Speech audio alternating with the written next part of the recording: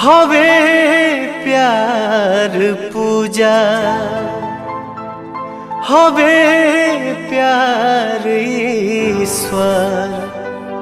ई बात के हो न सोचे बिचारे हमनी के दुश्मन भइल बाटे दुनिया। बिनती बायाब केहू पाथर न मारे।